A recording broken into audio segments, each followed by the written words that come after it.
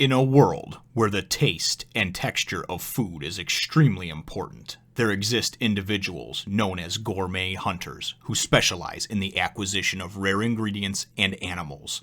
Toriko is one of these hunters, and it is his dream to find the most precious foods in the world and create the ultimate dinner course.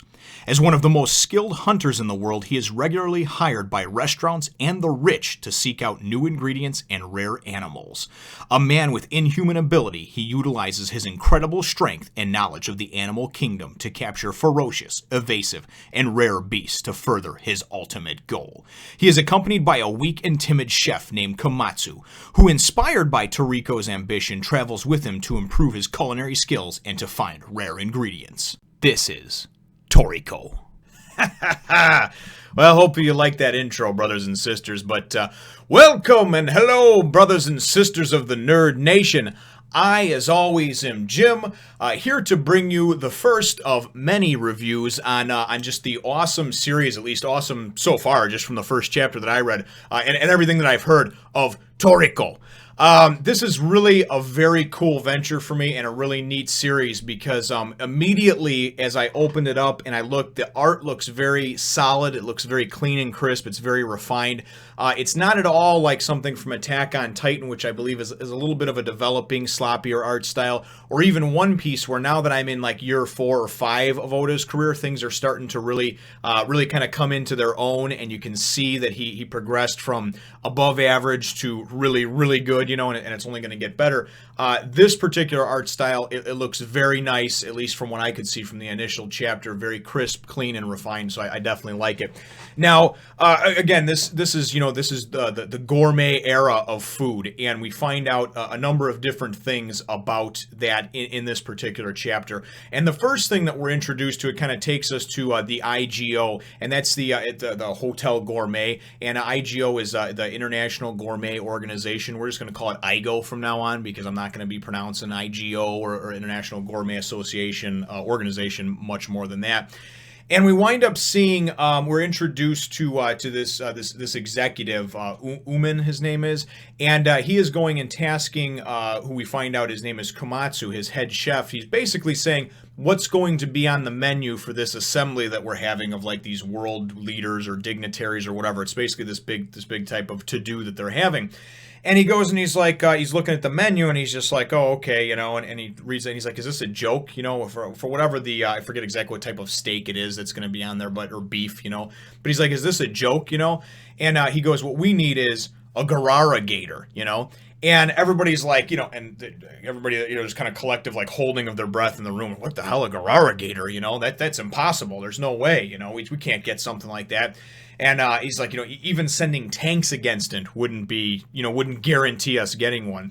And then this is where they introduce a little bit about the different with the capture levels and how difficult some of these different exotic animals are to get, you know.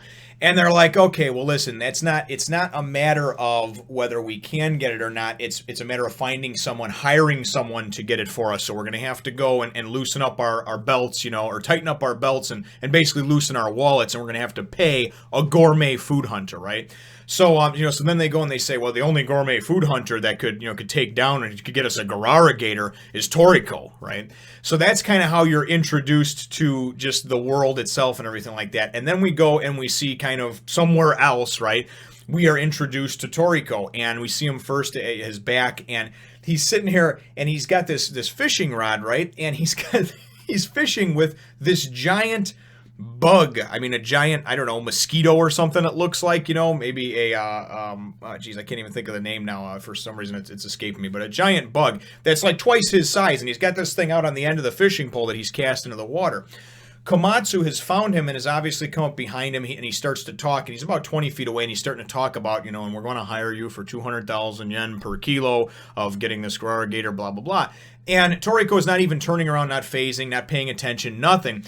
He winds up going and he gets this, you know, he gets a tug on the line there, and he goes and he pulls it out, and he winds up getting this. It's a cod crawfish, you know. So you see these kind of cool amalgamations of animals and whatnot very early in the thing, and he goes and he gets this thing's huge, you know, and you're, oh man, that's really neat, you know. And Komatsu's just like, oh my god, right? And then all of a sudden this eagle comes swooping in and comes in and tries to grab this thing and pull it, and Toriko's not having that shit, man. He goes and grabs his obviously strengthened and reinforced fishing pole, which he talks about shortly after this anyway, and goes and grabs and just smashes this thing down. And this is a 5-tailed eagle, so he now gets a 5-tailed eagle and this cod crawfish all in one swoop, you know. And so then he goes and he's talking, and then afterwards he goes, and he's just such a badass. He goes and he pulls like a tree branch, like a little branch, puts it in his mouth and like snaps his fingers for like, you know, for fire, and lights this cigar. And he's like, you know, and Komatsu's just like, oh my God, you know, this guy is just such a badass, right? That's what you're thinking. I mean, they're just kind of introducing him as just, you know, this big Billy badass, you know. So you know, he winds up explaining about his fishing rod and how it's elevator wire and it's a 76 millimeter this and that, you know, and basically this thing can pull in like a 40-ton animal, you know, a 40-ton whale, shark, whatever, right? And he's thinking, man, this guy is insane.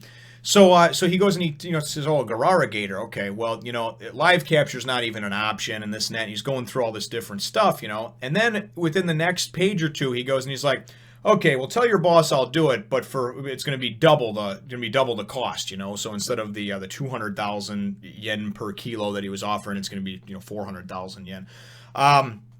So basically double the price. He goes and, you know, bring it in alive and everything else. And Komatsu's like, whoa, I thought you said it couldn't be brought in alive. He's like, no, it couldn't be brought in alive at 200,000 yen, you know, a kilo. So then, you know, you see Komatsu and he's just like, oh, okay, he just required the proper motivation, you know, it is really all it was. So it's really kind of cool because, like I said in the intro about the gourmet food era and everything else, we go in and we find out as well that there's about 300,000 like unique or gourmet like ingredients or species or what have you, species that can make ingredients in the world, and that Toriko has discovered or brought in about 2% of those.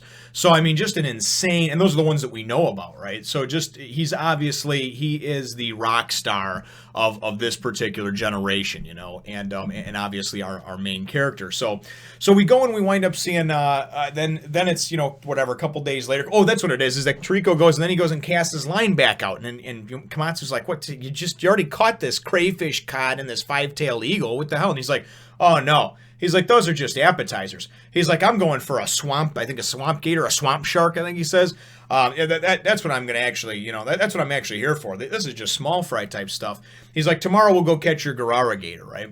So the next day, then we go and they set out on their adventure, and or go to set out on their adventure, and we find out, you know, there's a boat docked at the pier in Toriko. Toriko, when he gets on the boat, it's kind of cool because the whole boat like shakes and moves, you know.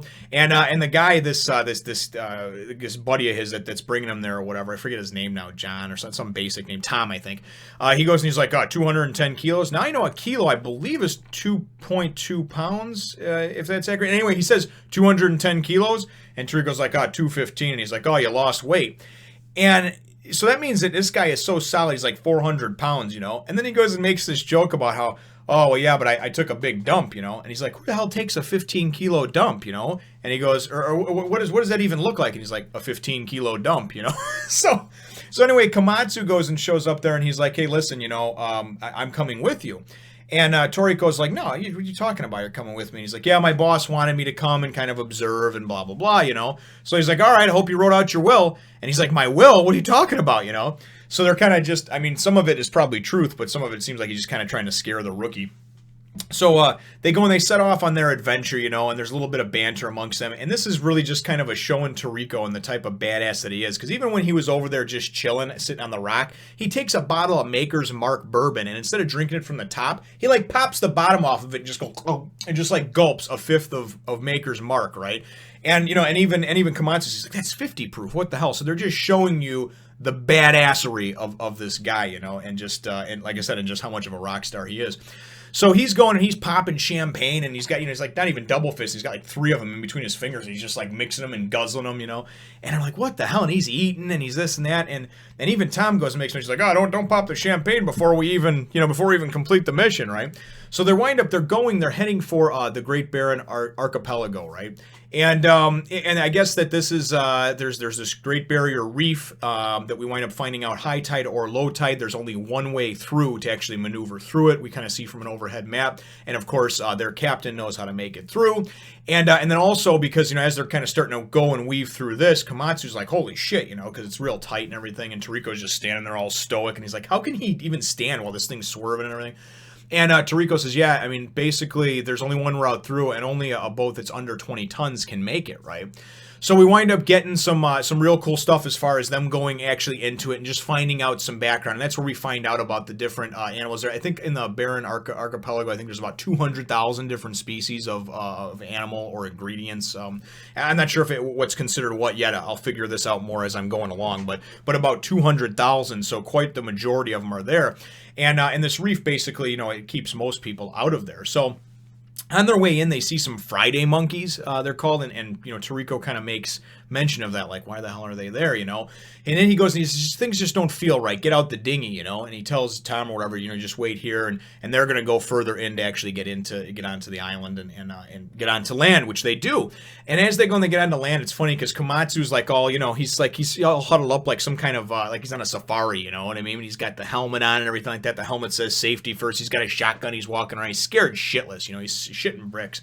And it's so funny because he even said on the boat, he's like, it was a really comical little caption that he put in there, and he's like, I'm writing my will, and he's like, I don't know why the hell I'd have to do that in the first chapter of a new manga series, so it just really, I think, a funny little touch that they threw in over there, But so they land on there, and then they wind up seeing, very quickly, this barren tiger, which is capture level 3. And this is where we find out a little bit about the capture levels. And I sees this barren tiger, and it basically kind of comes at them, and Toriko just goes into the next page, is just like, just bares his fangs, and looks like somebody from Thundercats, like Lionel from Thundercats, pretty much just bitches out the tiger, intimidates him. So the barren tiger goes running off with his tail between his legs, and Komatsu goes and remembers then this little flashback from when he was talking with Uumen back at IGO headquarters there, And we found out a little bit about how he's a chef. Toriko could smell the ingredients on his hands and everything else. I mean, I can't cover every little part in this, even though I try. But it was really kind of cool to see Toriko. They said he's like basically between him and a bloodhound. You'd take him. You'd take Toriko. And because he can smell all these different exotic oils and ingredients and stuff that Komatsu is using. We find out that Komatsu is actually the head chef there. We also find out that he came of his own free will. He just wants to be a first-rate chef, and he always sees all these exotic ingredients and meats and things like that, but they're already like diced up and the animal's already killed. He wants to see how you go and you obtain this stuff, and he wants to go on this adventure or these adventures. I don't know if he's going to be a permanent staple to the manga, but certainly just kind of a cool character, it's getting over his fear because it means more to him to find out more about this great big world. So very, very cool in that sense.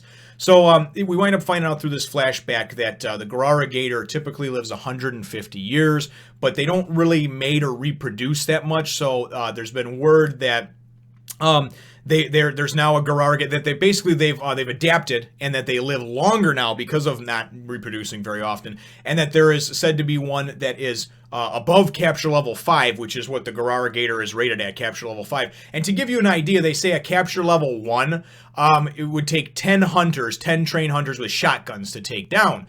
But a capture level 5 should be nothing for somebody like the great hunter Toriko, right?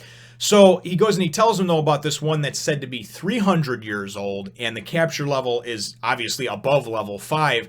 And that's kind of where this goes with the whole Friday monkeys and then seeing the barren tiger, because Toriko goes and he says, yeah, I thought there was something weird. Usually these animals stay in their caves and further inland, and we saw the Friday monkeys kind of out there dancing, throwing poop, whatever they were doing out on the rocks, and now, we see this barren tiger just after we got off the boat. Something's wrong, right? So they go and they wind up showing in the next picture a nice panel spread of the Garara Gator, and you're thinking, oh man, this thing just looks like a giant freaking dinosaur, it's huge. And then it goes in, and the chapter ends up, shortly after that, we get Toriko. He's talking, and he winds up sharing his dream with Komatsu. And I don't remember if he does it right now or if he does it just before then or what. But his dream and his whole deal is that he wants to build like this ultimate gourmet menu. And so far, it's a blank slate, right? But he wants to go and capture and basically and have, he talks about, chocolate fountain, this and all these different great exotic ingredients. And he wants to create this ultimate gourmet menu. You know what I mean? This menu to die for. And that's kind of like his his dream, his goal, what he's going for, So it's really kind of cool because he shares that with Komatsu, and he says that it's blank so far, Garara Gator, though, I think is one of his things that may be the first thing on that particular list of that meal, And he even says that Komatsu, after he talks to him about being a chef in the hotel, you're going to have to cook me one of your 8-course meals when we get back. And Komatsu's like, yeah, if we make it back. He also tells Komatsu, your shotgun isn't going to do shit here, just so you know, buddy. It's not going to even, everything's impervious. It's a toy, basically, at this point. So the chapter does end up, though, with Toriko talking about some ingredient that's said to make your mouth water so much that you pretty much just lose your shit when you see it, and that's what he's looking for. You know what I mean? Is this ultimate ingredient? So this is definitely something that it makes you hungry. And it was kind of cool because he's like, I'm gonna break out something I haven't done in a while, and he's like, and it shows this cool picture of him like from the back, and he's just all bulked up, man. I mean, this is a big, bulky, like professional wrestler looking dude. And, with just muscles ripping out everywhere. And he's just like, my fork and my knife. And it looks like he's got his hand jacked up in like a fork thing. And it looks like he's got his knife all like, like his hand all done out like that. I don't know if he actually has a fork and a knife or if he just like straight up is just that badass that he turns his hands into a fork and knife. I don't really know at this point. Again, I'm only one chapter in. I'm doing this in the same vein as One Piece where I read a chapter and then I review. So I have no idea what's going on ahead. No background, no foreshadowing, nothing like that. But all in all, it was really, really a cool chapter. So it kind of ends off on like the whole, and Komatsu and Toriko set out on their journey, and to obviously to capture this Garara Gator, which is going to be the first, I'm sure, of many different types of crazy captures and catches that he's tasked with going after. So all in all, I thought it was a very nice opening for a manga. It was not confusing. It didn't lose you at all. It didn't introduce too many characters. There was a few characters and a few different things, but ultimately, I mean, I read it twice just to kind of make sure I felt like I had a grasp on everything. But I think it was a good introduction, especially because the first chapter is obviously longer. It's a 50, 60 pager as opposed to a normal, 20, 25 page, chapter. So there's certainly more content in there, but I believe that everything flowed very well and it was a very easy, fun read. So hopefully you enjoy it as well, brothers and sisters, and that you're going to embark on this journey with me for Toriko. I will start working on some artwork for it as time permits, but ultimately just the time is very, very short right now. So I'm not sure if I'm going to do the chapter questions over here because I'm not really sure what the interaction levels are and what who's read what and everything else, but I will try it for a few and see how it goes. So my chapter question for this particular one is, what do you think so far about what they introduced in the first chapter? Do you think it was too much? Do you think it was too little? If there was only this one chapter to go by, is it something that you'd be looking forward to another chapter? Or would you be like, nah, it didn't really hook me, because obviously that's the goal, is to hook the reader in that first chapter so they come back for subsequent chapters. So leave your answer to that question, brothers and sisters, in the comments down below. Feel free to hit the thumbs up, the like button if you should think that I deserve it. And certainly I apologize for the long-winded review. It was the first chapter, so I'll, pare them down a little bit after this. There was a lot to cover. And, always, thank you so much for watching, and subscribe if you haven't done so already. We look forward to catching you in the next one, nation. As always, brothers and sisters, thank you for watching, but especially with this particular one, make sure to leave a like or a comment and kind of let me know so I can gauge the frequency at which I should be doing and releasing these reviews for this new series.